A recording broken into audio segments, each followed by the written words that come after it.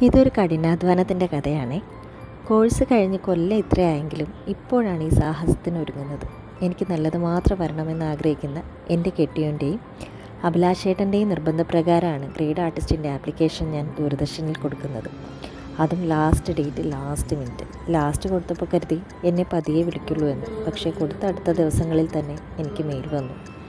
കലാമണ്ഡലത്തിൽ പഠിച്ചതുകൊണ്ട് ഞാൻ മോഹിനിയാട്ടമാണ് കൊടുത്തത്.